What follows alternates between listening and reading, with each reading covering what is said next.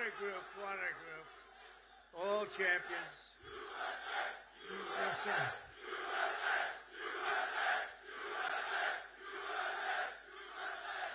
Well, thank you very much. A big hello. This is a special group of patriots, champions, winners. You are winners. Oh, I'd love to have your job. I'd love to have your job. And a very special hello to the greatest sailors anywhere in the seas, the incredible men and women of the United States Navy. Very special people. Thank you very much. It's a great honor. Great honor to be here. But I'm thrilled to be here among thousands of proud American patriots aboard the 100,000 tons, that's a lot of tonnage, forward deployed symbol of American might, power, and prestige, the legendary USS George Washington. This is some ship. They don't make them this way anymore, but we're not supposed to say that, but they really don't. This is great stuff. This is really an incredible GW, they call it GW, right? And we've come this afternoon to celebrate the strength and the skill and service of everyone on this ship. So we're going to all relax. We're going to have a good time. We're not going anywhere, you know. If you go back to Washington, it's like 2 o'clock in the morning. But I want to just tell you that you are special people, and we're going to have a little fun.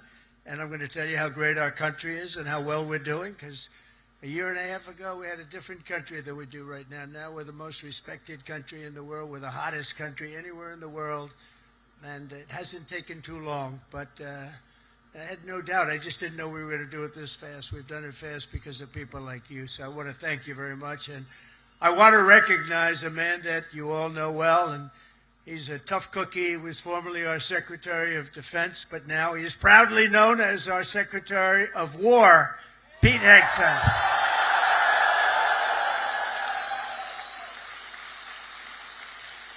And, you know, I don't say this. He gave up a hell of a job. They were going to pay him millions of dollars. They didn't want him to leave. That crazy fox, they didn't want him to leave. But he wanted, you know, every time I'd go on that show, all he wanted to talk about is the military. And I said, you know, if I ever do this, I'm going to bring this guy along with me. He knew more about it than anybody. He didn't want to be doing the other stuff. And he had a chance. He could have made so much money he wouldn't have known. He didn't want that. This is what you wanted, Pete. He's so happy now. Those drug ships aren't coming in anymore. We can't find a ship. There's no ships coming in with drugs, you know. It's like he's been incredible. So thank you very much, Pete. You gave up a lot. We appreciate it. Thank you. And unlike past administrations, we will not be politically correct. You don't mind that, do you? When it comes to defending the United States, we're no longer politically correct. We're going to defend our country any way we have to, and that's usually not the politically correct way. From now on, if we're in a war, we're going to win the war. We're going to win it like nobody ever before. You know, we'd go in, we'd blast the hell out of countries. Shouldn't have gone in. By the way, if you don't go in, that's even better. We don't have to go in, peace through strength. But, you know, we'd go in, we'd win, and then we'd leave. They used to say, to the victor belong the spoils. Well, we'd be the victor, then we'd leave, because we had people that didn't know what the hell they were doing. But we're also very honored to be joined by hundreds of our incredible Japanese partners, and they are incredible. Thank you very much. Thank you.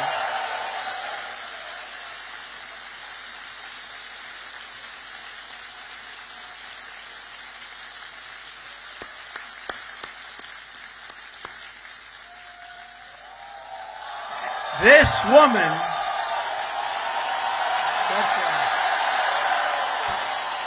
this woman is a winner. So, you know, we've become very close friends all of a sudden because their stock market today and our stock market today hit an all-time high. That means we're doing something right. But the cherished alliance between the United States and Japan is one of the most remarkable relationships in the entire world. Really, there's never been anything like it. Born out of the ashes of a terrible war, our bond has grown over 8 decades into the beautiful friendship that we have. It's a foundation of peace and security in the Pacific. You see it? So on behalf of all American sailors stationed in this beautiful country, let's hear it for our allies and the Japanese self-defense forces and all of the Japanese people that we love and respect. And I have such respect for Japan and the country. And now I have a really great respect for the new and incredible Prime Minister. And I have to say this, the first female Prime Minister in the history of Japan. Madam Prime Minister, please say a few words. Thank you, Mr. President, and thank you all. 本日、米国の海軍創設250周年という記念すべき節目に、トランプ大統領とともに地域の自由と平和を守る象徴である空母ジョージ・ワシントンで挨拶するチャンスをいただいたこと、心から光栄に思います。This year marks the U.S. Navy's semi-quincentennial anniversary. As we celebrate the important milestone, I'm truly honored to have this opportunity to deliver remarks with President Trump aboard the aircraft carrier USS George Washington, a symbol of protecting freedom and peace in this region. でまず何よりも日夜、我が国と地域の平和と安全のために尽力してくださっている自衛隊員、そして在日米軍の、軍隊の皆さん、軍人の皆様に心から敬意と感謝を捧げます。First and foremost, I would like to express my deep respect and sincere gratitude to all the men and women in uniform from Japan's Self-Defense Forces and the U.S. Forces Japan for your dedication and commitment to safeguard peace and security of our nation and the region day and night. 6年前に、ありがとう、Thank you.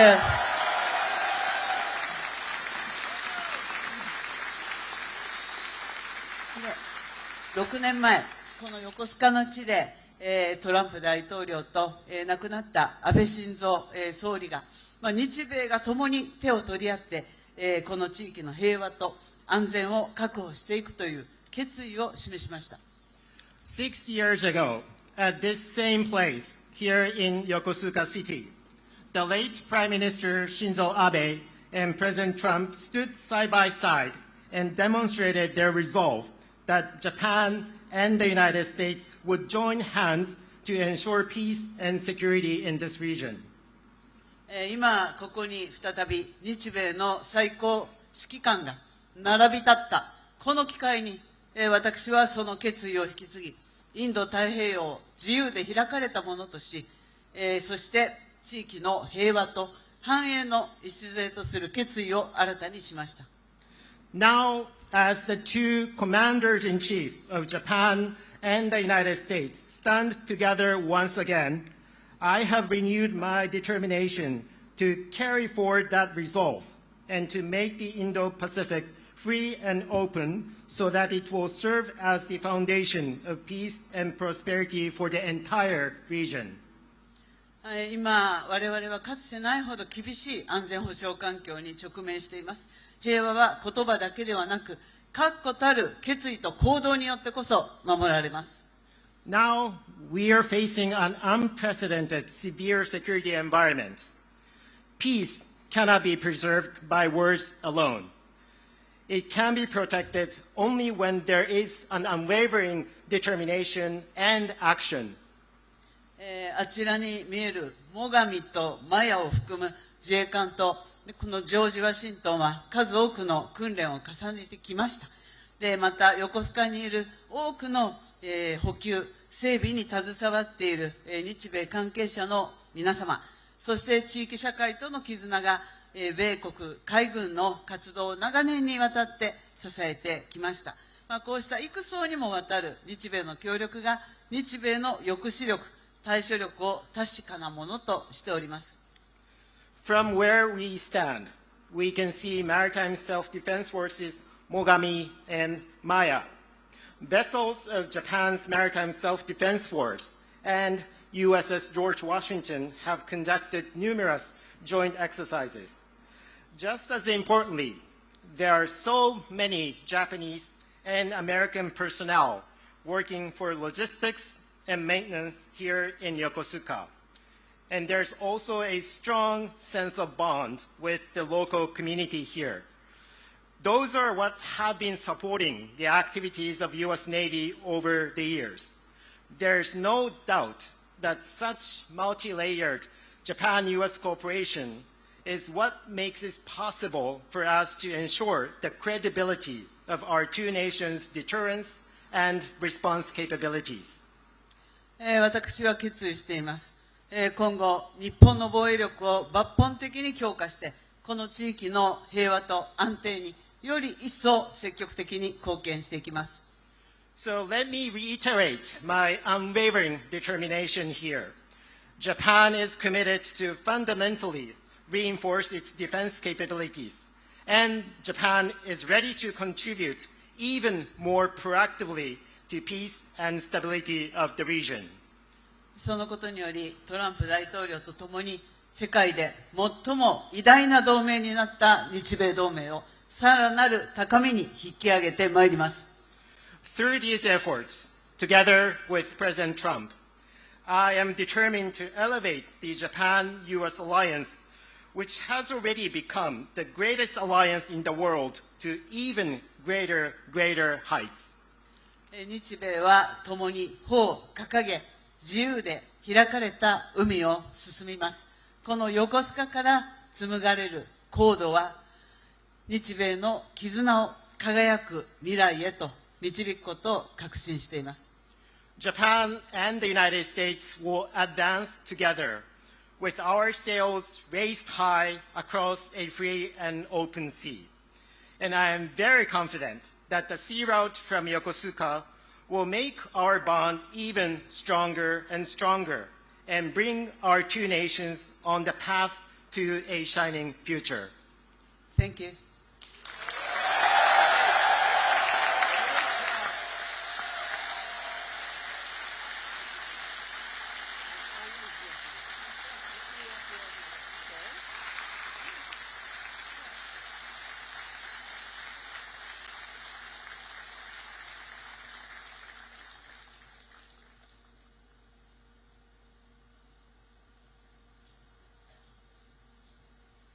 That was beautiful. Thank you very much.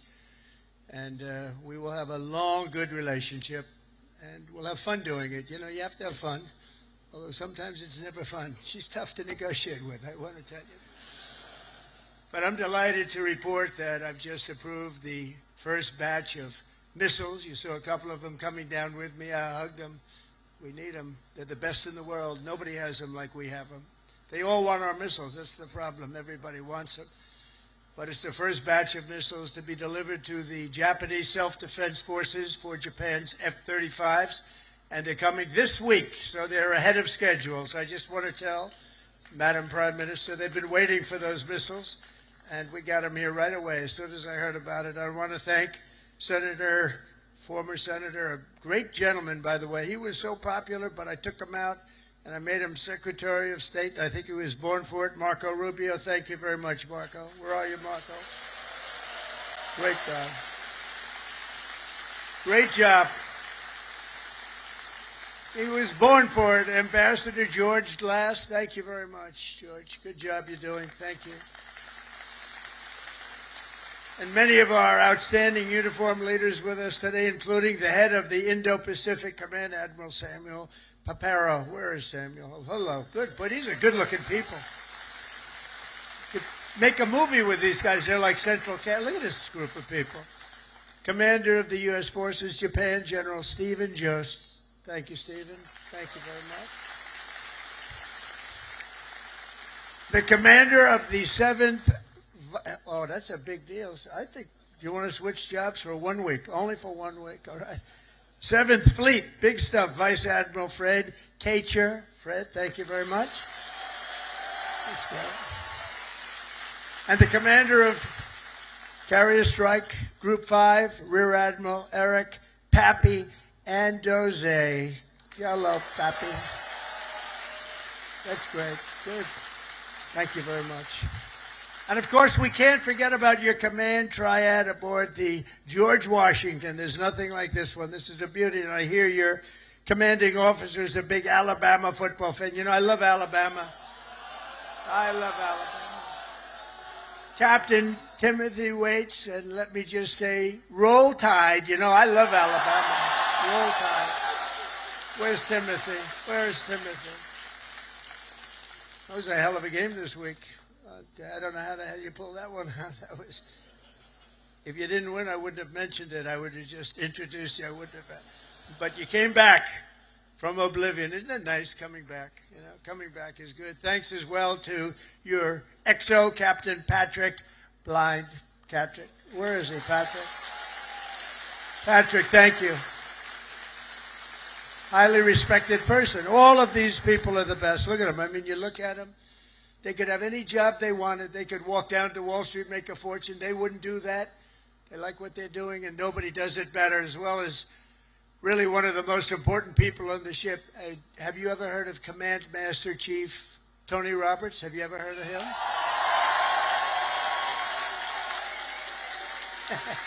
Wherever you are, where's Tony?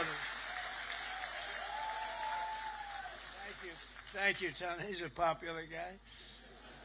And as many of you know, this month we're celebrating a truly momentous anniversary. 250 years of courage and pride, honor, and victory by the United States Navy. 250 years. Can you imagine?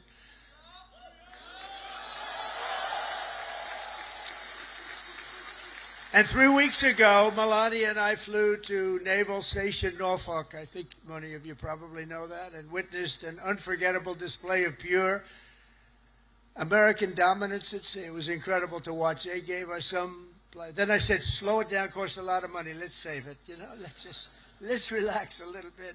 They gave us some great display, from the thunderous roar of the guided missile destroyers, never saw anything like it, to the spectacular sight of nuclear submarines all over the place, to the unstoppable force of another great American aircraft carrier. One thing was clear, that no enemy will ever even dream of threatening America's Navy. There's no Navy even close, not even close. You hear about some of them doing ships, but nobody can do what we do. Nobody has what we have. And we also have the best equipment that rides along in those ships. You see that. Nobody makes equipment like we do. Nobody makes the ammunition, the weapons, the missiles, the planes, none of it.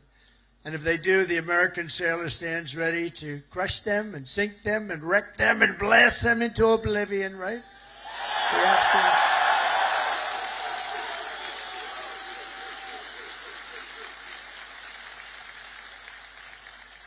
And that's a terrible statement for me to make. That's the end of it, because everybody said that I should immediately get the Nobel Peace Award. With that statement, that takes me out of the running, but that's the way. That's the way it is. The United States is blessed with the strongest and most powerful military in the history of the world. There's no military like our military, not even close. Nobody has our weapons, and it'll be stronger and more powerful than ever before very soon. You know, we just approved the biggest budget in the history, over $1 trillion. Over $1 trillion. We have the best ships, the best airplanes, the best submarines, the best technology. But above all, we have America's military. It's the best people. It's all about the people, ultimately. You have to work all of that fancy stuff that we make better than anybody else. The fact is, we do make the best weapons, but if you don't have the right people to operate those weapons, they don't mean much. Despite that, as Commander-in-Chief, I never forget that our ultimate strength does not come from equipment. It comes from the men and women of the rank and file. That's true. It comes from you people, incredible people, good-looking people, too many good-looking people. I don't like good-looking people. I never liked good-looking people, I'll be honest with you. I've never admitted that before. But see, I'm allowed to, you know, we won in the Supreme Court a thing based on merit. You know about that, right? Merit. Everything now in our country is based on merit, and that's why I look at you and I see nothing but merit. It's great to have a country back where we can go by merit now. We don't go by anything else except for talent and work and hard work, and it's such a big win. That was such one of the most important wins, and the will, patriotism, and spirit in your hearts is our single greatest weapon. The strength that you have is unbelievable. That's why, as we make a record investment in our military, we've never spent so much, and we've never spent it more wisely, because now we watch it. We spend it properly. I'm also supporting an across-the-board pay raise for every sailor and service member in the United States Armed Forces.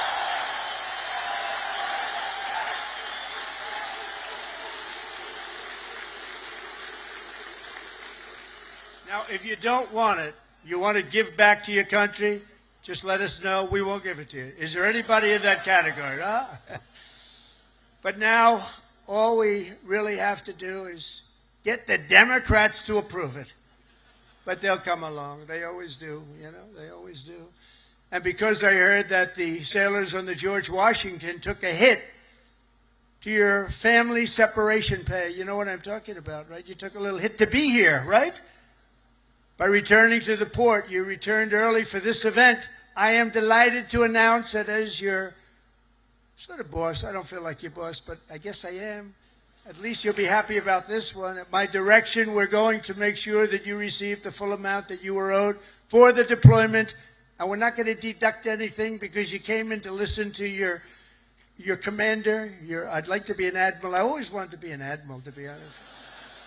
Don't tell the other people that I love so much. They sit around the table, they have all those beautiful stars and stripes. But I'll tell you what I love. I always love the admirals. I love those uniforms. And I look at these guys. I don't think I would have done very well if I had to compete with these people. They're too good. But I always felt that the Navy is a very special group of people. And I see it when I see you. I see it over the past 11 months. The spirit of our military has been soaring like never before. You know that. The spirit of our country has been soaring. After years of recruiting shortages, and we had bad ones. It was embarrassing, frankly. During my campaign, before the election, November 5th, after that, it all changed. After we won, it all changed. And now we have waiting lists with record numbers trying to join the U.S. Navy and all of the armed forces. We have literal waiting lists, and I'm pleased to report that 2025 was the Navy's single best recruiting year in many generations. That's pretty good, isn't it?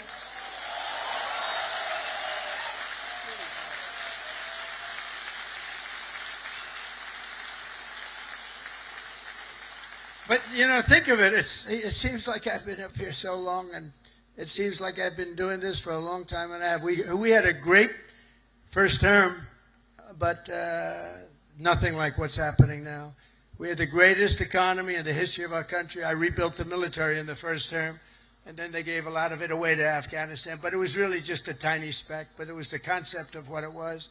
But we rebuilt the military, and we did so many things in the first term, but we're blowing it away right now. But think of it, just 1 year ago, I was in the middle of a campaign. Can you believe that? It doesn't feel that way. I said, you're right. It's not November 5th yet. We have another week or so to go. I was campaigning 1 year ago. And look at all the things that we've done since this unbelievable day, November 5th. That's when it all changed. When we won on November 5th, it all changed. And we went from a country that wasn't respected and a lot of people that had no spirit. That includes joining the police, the fire departments.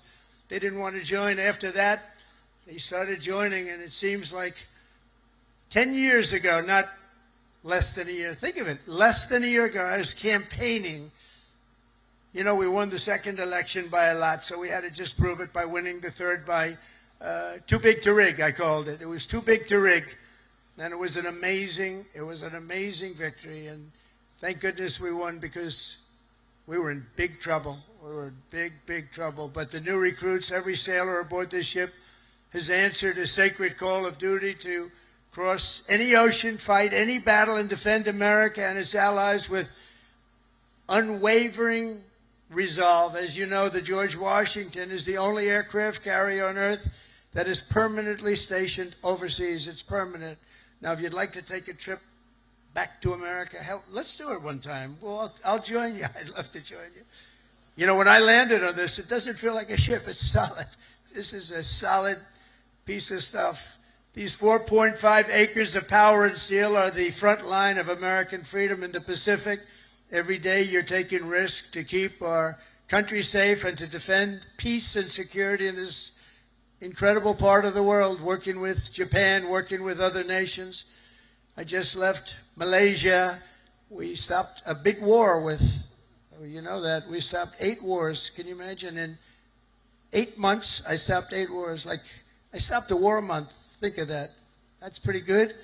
But I just left Malaysia. Thank them because they helped us very much with one of them, and actually for even a second. They're great people, and they send their regards. I spent a day there with the Prime Minister, and we had a good time. But you carry out your mission bravely. You carry it out brilliantly. And on behalf of all Americans, I just want to say, and I came over to say it loud and clear, thank you very much. Thank you.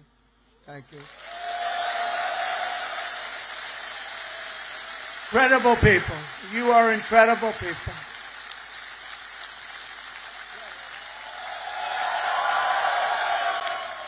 They actually have the best location. Because if they're really good looking, they end up in Hollywood. You know, you're not going to, you have a great look, but you're not going to end in Hollywood. They can just see the back of your head, all the media. Look at all the fake news back there. But 2 years ago, Naval Air Crewman, 3rd Class, James McCall was just a few months into his first fleet tour with the Golden Falcons helicopter squadron when he and his crew were called on a search and rescue mission to find 3 missing Navy divers. Incredible, brave guys, the divers. But they were stranded at sea and right off the Japanese coast. They were exhausted and assuming they were going to die. They assumed they were going to die. But with unbelievable focus and skill, crewman McCall was able to find and help rescue all 3 divers in the water below, saving his fellow sailors. And James is with us today as a shipmate on this carrier. Crewman McCall, thank you very much for your incredible bravery, and we salute you. Where is James? Where are you, James? Whoa. Come up, James. Get up here, James. Come up here. Look at this guy. He's a good-looking guy. Get out of here, James. I don't want you up here. No, come here, James. Nice to meet you. You want to say something? Come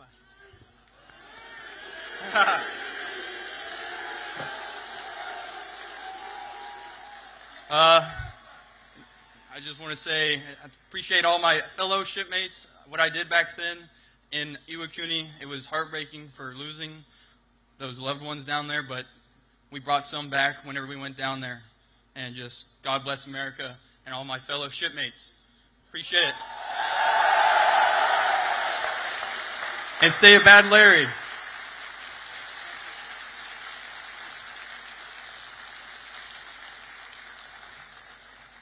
I was wondering, maybe he almost stayed up. He could have been up here for a while.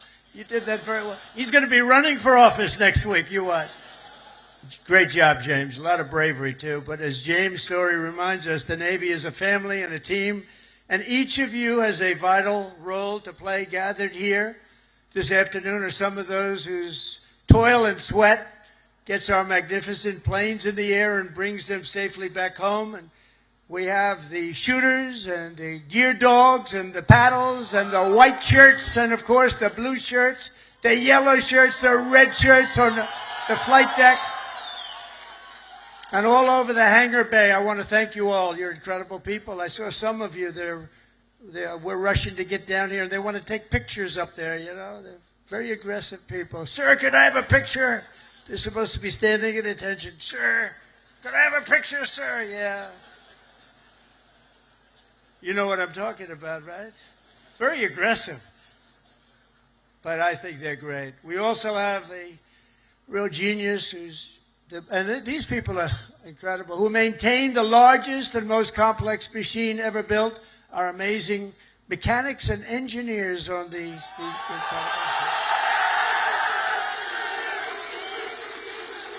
And I asked your captain, you know, I'm building aircraft, I'm building a lot of things, but I said, Captain, you got to tell me something. I know a lot about these ships. I know a lot about these things building. I want to know, catapults, which is better, the electric or the steam? Okay, ready? You guys, that's what you do, right? This is so much better. You know, they go out, hire a consultant for millions of dollars that was never on an aircraft carrier before. So they switched to electric. I disagree with it, but it's all right. Let me ask you, we're going to go steam first and then electric. Catapults, which is better, electric or steam? I'm going to put it in order. Seriously.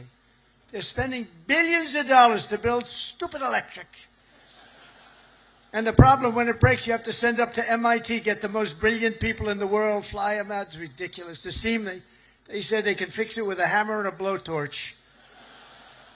And it works just as well, if not better. And I love the sight of that beautiful steam pouring off that deck with the electric. You don't have that. So, you know, we did the Ford in electric. The cost overruns, everything else. But, you know, I hope it's going to be okay. But I like steam. We're going to go back to steam. They change just for the sake of changing. I said to the architect, have you ever designed a ship before? You know, he only did the biggest ship in the world, right? The Ford. But we're going to go back. Okay, now let me ask you the second question. Hydraulic for your elevators or magnets? You know, the new thing is magnets. So instead of using hydraulic, that you can be hit by lightning and it's fine. You take a little glass of water and you drop it on magnets. I don't know what's going to happen. So, you know, the elevators come up in the new carriers. I think I'm going to change it, by the way. They have magnets. Not every tractor has hydraulic. Every excavator, every excavating machine, of any kind has hydraulic. But somebody decided to use magnets for your elevator. Maybe they're good. Which is better, hydraulic or magnets? What the hell is wrong with these people? Can I ask you, the top-ranking gentleman right here? Seriously, I'm putting out an order. I'm going to sign an executive order. When we build aircraft carriers, it's steam for the catapults, and it's hydraulic for the elevators. We'll never have a problem, okay? Do you agree? He agrees. Everybody agrees, but these people in Washington. All right. We're going to do that. I'm serious about it. It bothered me so much. I'd see the costs come in. They spend $900. This is not on my watch, so, you know, if it was on my watch, I would be very quiet about it. I wouldn't be talking about it. They spent $993 million on the catapults, trying to get them to work. And they had steam, which works so beautifully, and it has for 50 years, right? So we're going to go back. Seriously, fellas, I want to make that change. I'm going to do an executive order. I'm not going to let them continue to do this.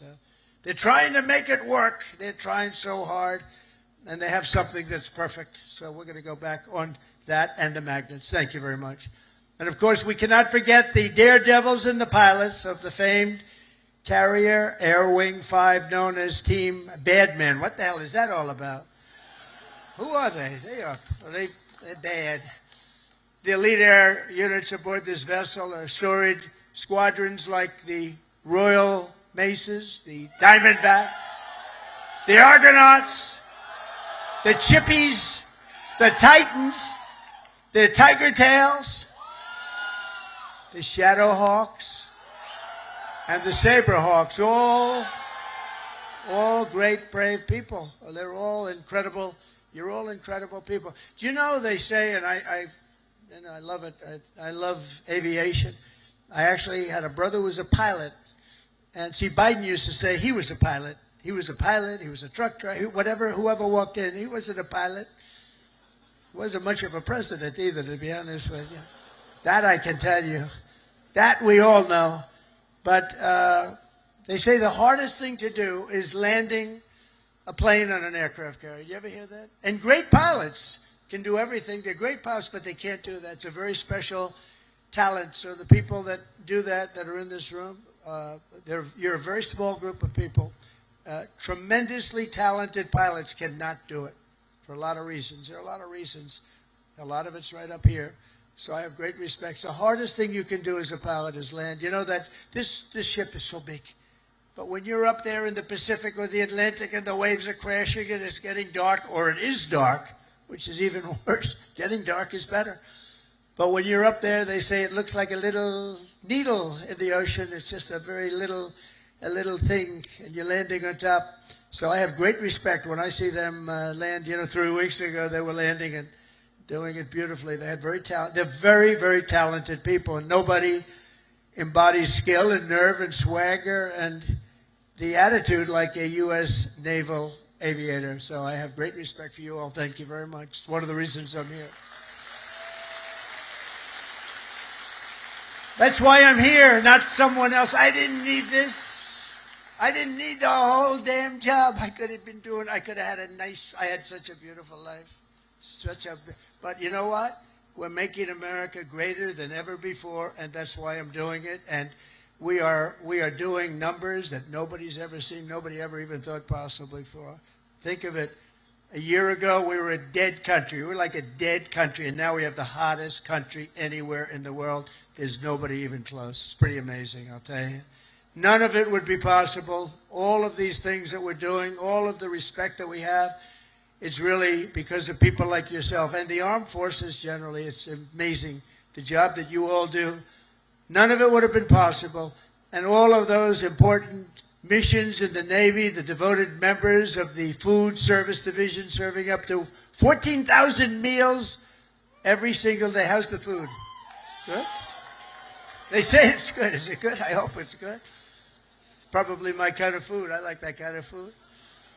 But they don't get the credit they deserve. I want to just thank them very much and congratulate 14,000 meals. Let's also hear it for all the sailors holding the American flag high at Seafay, as well as the crews from the ferocious Desron 15.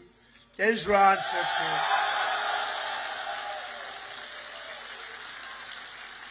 But together, the sailors here today give your very best to our nation. And as your commander-in-chief, I'm fighting every single day to ensure that we give you our very best also. We do. We do. We're giving you everything. We're giving you more than anybody's ever given. We're bringing it up to a standard that nobody's ever seen before. We're starting to make ships also. Part of our deal with the trade is we're starting to make ships. We used to be number one at making ships, and then we lost our way. But now we're starting to make ships again, and we'll do it very soon. It's not going to take that long, but it's a process. It's not like making a bullet. It's not like it's a big, long process. We've got it going, though, I think, in the right direction. I think within a short period of time, the Philadelphia yards, as an example, is now owned by a group that's going to be making a lot of ships, a good group of people. And we're going to be working also with Japan on making ships. We're going to make a lot of ships again. We used to think of it, we were number one. And then over the years, they just lost their way. They started making other things. They stopped making ships. So we're going to be making ships again. We've more than, think of this, $17 trillion, trillion with a T, pouring into the United States of America from all over the world. And that's the biggest number in the history of any country. And by the time, and this is in 8 months, really. We're here 9, but this is in 8 months. Over $17 trillion. As an example, the last administration did less than $1 trillion in 4 years. We did more than 17 trillion in 8 months. And I think by the time we finish up our first year, we're going to be over 20 or $21 trillion of money coming into our country. And I want to thank Japan, because Japan is making big investments into the United States, and they're very happy because the stock market's gone up very nicely. We've made Japan a lot of money. That's okay. But they're a big investor in our country, and we like that. But think of those numbers. We weren't doing anywhere near. We were laughed at, and now they're all saying they've never seen anything like what's happened in such a short period of time. And I was just told by the Prime Minister that Toyota is going to be putting auto plants all over the United States to the tune of over $10 billion. So that's Toyota. So go out and buy a Toyota. And that's a lot to do with, because right now we have all the AI plants. We have so many things happening in the United States. And it's because of November 5th, Election Day, but it's also because of tariffs. The tariffs have been so good. We're taking in trillions and trillions of dollars. I heard them before I came up. I heard you're all on television now. They're talking to all the networks. Everybody's covering it. Look at these characters back. Look at all of them. And and they were talking about the tariffs. The tariffs have, nobody understood tariffs like I understood tariffs. And the tariffs are having people go into our country and spend tremendous numbers like we've never seen. And that brings jobs with it. It brings jobs. It brings importance. It brings everything. It brings a strong military. It brings a lot of things to other countries. I mean, if you look at some of the deals that we did, if India was going to go to war with Pakistan, and as you go to war, we're not going to do any trade. We're going to put big tariffs on both countries. And they said, well, guess we're not going to go to war. 2 nuclear powers, we stopped it, but we stopped a lot of wars, tariffs. Without tariffs, we wouldn't have national security like we have it. We've never had national security like we have it right now. And literally a year ago, you had very little national security. You had people that didn't have a clue. American strength is roaring back like never before, and with your help, America is respected once more, and it is respected at levels that we haven't seen before. On my first day back in the White House, I deployed the men and women of the United States military to stop the invasion on our southern border, right? It was an invasion, losing hundreds of thousands of people to fentanyl and to drugs, and now we have the most secure border in American history. For 5 months, they said no people came into our country illegally. They came in through a legal process, but nobody came in through the southern border. Can you imagine? Even I can't, it's hard to believe that, because, and we do have it tight as a drum, but that's what we have to have. If you don't have borders, if you don't have a fair media, if you need certain things. You need a good, fair media. They're getting better. They're not there yet, that I can tell you, but they're getting better. But you need borders. You got to have borders in a country, or you don't have a country. And now we have a border that the likes of which this country has never seen before, and people respect us for it. With the help of our war fighters, we're decimating the savage drug cartels that poison our people. 200,000 people, maybe more than that, died last year because of what came into our country. Through an open border policy where 25 million people poured into our country, totally unvetted, totally unchecked. They came from prisons. They came from mental institutions and insane asylums. They were drug dealers. They were bad people. 11,388 were murderers, half of which committed more than one murder. They let them into our country. We're getting them the hell out. We're getting them out. We're getting them out fast. Is that okay with you? Yes, right? I have no doubt. Got to get them out. Just an unforced era. And we're also straightening out our cities. Washington, D.C., our beautiful capital, was a killing mess. People getting killed all the time. It was very high crime. And we sent in our National Guard, again, great people. And I don't say they were totally politically correct. That's okay. And now it's a very safe. Now it's considered a very safe. It took 12 days. We got 1,700 people, career criminals, many of which came in through Biden's open border, and they infiltrated our nation's capital. And we had a very unsafe capital, but for years before that it was very unsafe. Now it's as safe as there is anywhere in the country. You can have your daughter, your girlfriend, your wife, your boyfriend walk right in through the middle. Nobody's going to touch them. The crime is down to almost nothing. It's a whole different ballgame. It took literally 12 days, but let's give us a month to do it really. We had it drum tight, and it's a beautiful thing. And our people in the service, and people don't care. If we send in our military, if we send in our National Guard, if we send in Space Command, they don't care who the hell it is. They just want to be safe. And we have safe cities now. We're starting in Memphis, and Memphis was a disaster. It's been there. They've been there for 2 weeks, and it's a whole different series. Crime is less than half, and within a month it'll be gone. Getting rid of all the bad ones. And we're going to go into Chicago. We're going to go into our cities. We're going to clean them out. We're going to straighten them out. And we're going to have safe cities, because you want to protect safe cities. We're going to have beautiful, safe cities, and it's happening very quickly and very easily, actually. It's easy for us. It's hard for them. And we have to have a little more help. It doesn't matter, really. We can do as we want to do, but it would be nice to have more help from some of the Democrat governors that don't mind. In Chicago, 2 weeks ago, 4 people murdered, 11 people shot. This weekend, it was like terrible, much worse than that. And then we have a governor that stands up and says, oh, it's wonderful. It's not wonderful. And what we're doing is we're going to make it totally safe. It'll be very safe very soon. And we're doing that with all of our cities that are troubled. We have cities that are troubled. We can't have cities that are troubled. And we're sending in our National Guard. And if we need more than the National Guard, we'll send more than the National Guard, because we're going to have safe cities. We're not going to have people killed in our cities. And Whether people like that or not, that's what we're doing. And you've been watching what our missiles do to boats and ships and submarines. How about the submarine? They said, no, that was just fishing. The radical left Democrats said, well, it was a submarine, but they were just fishing. Submarines don't go fishing, do they? You know more about submarines than I do. You have a beauty parked outside, actually. This is a submarine, and you know what it was designed for? Transporting drugs, and it got hit. But each one of those vessels that we hit kill, on average, 25,000 people, American people, every single year. They kill, each one of them killed 25,000 people. So we have to stop it, and we have stopped it. And I want to thank Pete for having the courage to do it.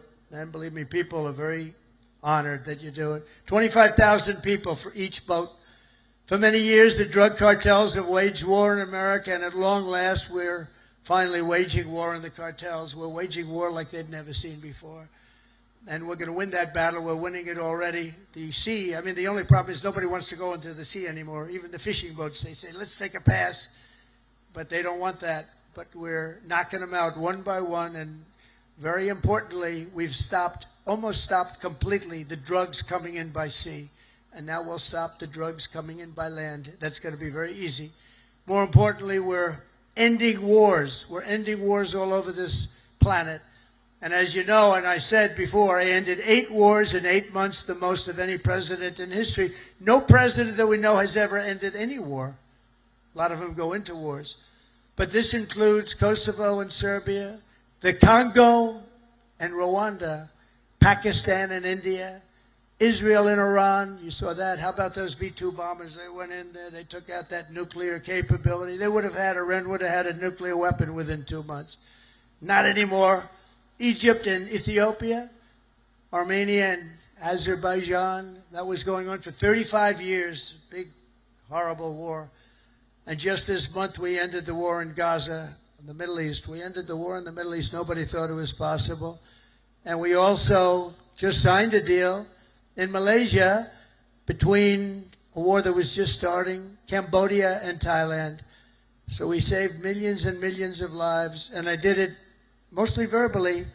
We didn't have to get you involved. When we don't get you involved, that's a good thing. We don't want you to get involved. If I can avoid you getting involved, if I have an ability to do things that maybe other people don't, or we see things, but we stopped a lot of those wars based on trade and tariffs and penalties, and you know they're getting all ready to fight, and then we tell them, no more trading with the United States. We're putting tariffs on your nation, et cetera, et cetera. It's called national security for us, but it's really national security for the whole world. And everywhere we go, America is actually making peace, and it's peace through strength. When they look at this, when they look at you people, they say, we're not going to mess around with them. So it's very important. After years of crippling inflation, back home we had the worst inflation in the history of our country. Energy costs are down. You know, energy costs are way down. Gasoline prices are way down. Grocery prices are way down. We have a little problem with beef. We're going to get that down very quickly, but the prices are way down. Mortgage rates are down despite having an incompetent head of the Fed. I call him too late. He's always too late. He's too late in lowering interest rates. I call him Jerome Too Late Powell. But despite having a totally grossly incompetent guy, we have we blow through it because we're doing so well.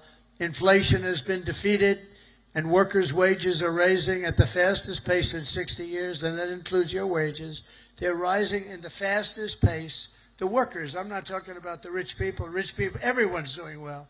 Everyone in our country is now doing well. My first term, we built the greatest economy in the history of the world. We had an economy like nobody has seen before. Now we're doing it again, but this time actually it's going to be much bigger, much stronger. I told you $17 trillion, but it's going to be $21 trillion. And that's numbers that have never been heard of before. Much bigger than any other country in the world by literally $16 trillion. It's amazing. The sailors in the ship sacrificed so much for our country, and the president, and I will tell you, the president standing right up here loves you. I respect you and I love you. And I'm giving everything I have to make sure that when you get home, you find an America that is safe and proud and sovereign and free.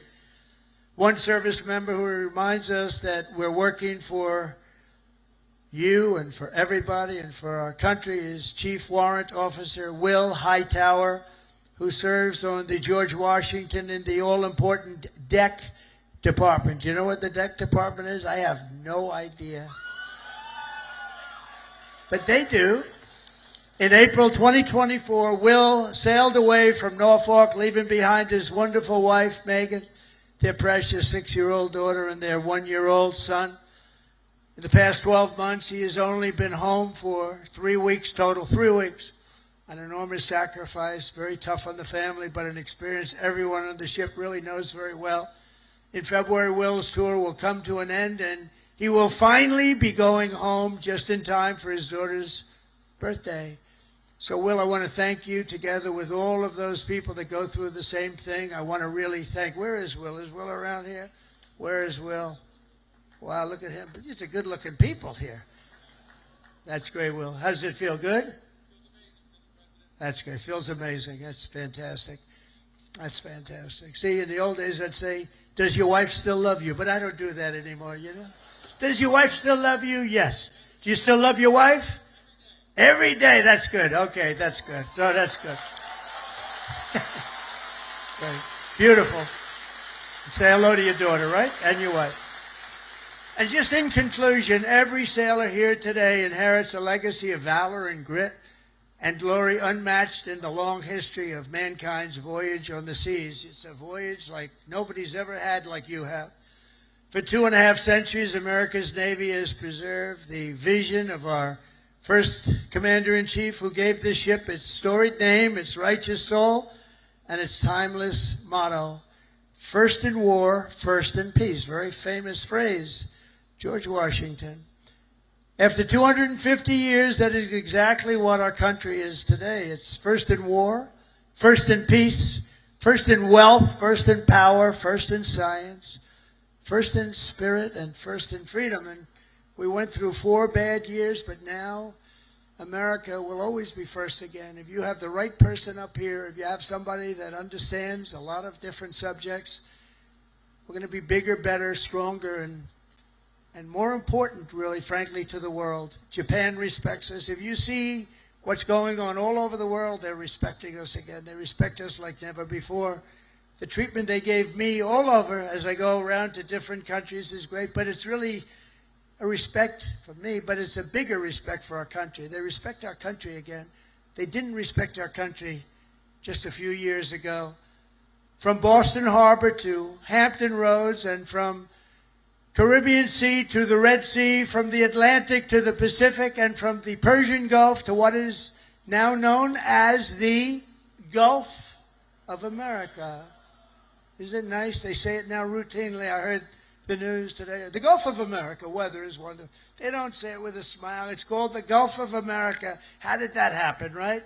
And it took me, you know, for many years I said, why is it called the Gulf of Mexico when we seem to have the shore? Well, we do. We have 92% of the shoreline. So I said, you know, when we make it back, not if, when, too big to rig. We made it too big to rig. I said, get out and vote. Too big to rig. Make it that way. I said, I'm going to change it. And one of the first things I did is I changed it. Nobody could even fight it. They tried. We got sued all over the place. We won every suit. And it's now officially the Gulf of America. Isn't that nice? But our sailors have written honor, greatness, and triumph into the pages of history. What you're doing is incredible, and it's an incredible time for our country. On gun decks and flight decks and torpedo rooms and cockpits, the men and women of the Navy have poured out their blood and sweat and tears to defend the land of the free and the home of the brave. They've crossed icy channels, leapt from burning wreckage, stormed into frigid waters, soared into deadly skies, and laid down their lives to ensure the survival of liberty. Now, all of us here today carry on that noble mission, and no matter what challenge comes our way, no matter what danger we face, we hoist our great American flag very, very high. We race into the waves, and we rally to that immortal battle cry of the American sailor, damn the torpedoes, full speed ahead, right? Together with our incredible Japanese allies and all of our allies all over the world, we stand strong, we stand proud, we will stand taller than we've ever stood before, and we will be freer and braver and more brilliant than ever before. And we will fight, fight, fight, and we will win, win, win. And I want to thank everybody at the USS George Washington and the U.S. Forces Japan. God bless our military. God bless Japan. God bless the United States of America. And God bless our Navy. Thank you, everybody. Thank you. Thank you very much.